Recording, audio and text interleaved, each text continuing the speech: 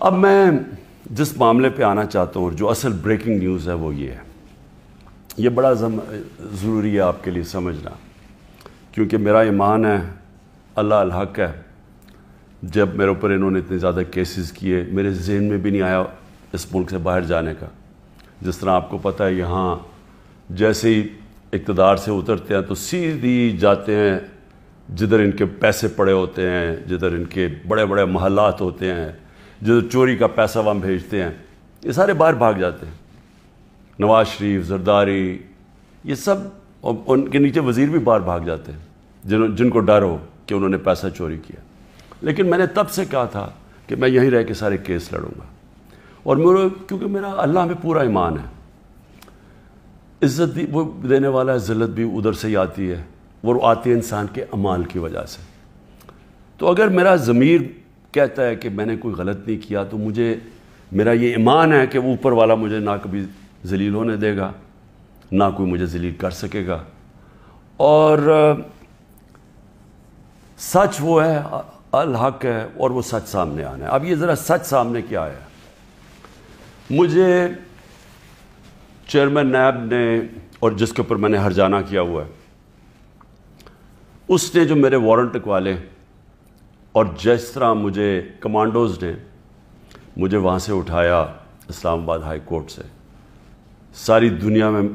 بتایا گیا جس طرح مجرموں کی طرح، اور ڈنڈے مار کے اور مار دھاڑ کر کے مجھے وہاں سے لے کے گئے،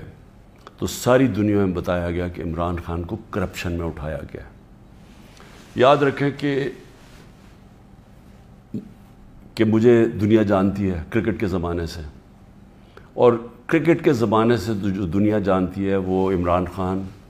جس کے اوپر کبھی لوگوں کے اوپر میچ فکسنگ کا آیا، عمران خان کے اوپر کبھی کسی نے میچ فکسنگ نہیں کہا۔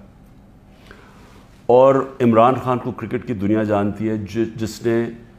200 سالہ کرکٹ کی تاریخ میں نیوٹرل امپائر لے کے آیا، کہ وہ اگر جیتنا چاہتا تھا تو ایمانداری سے جیتنا چاہتا تھا، اپنے امپائر ساتھ ملا کے نہیں، میچ جیتنا چاہتا تھا۔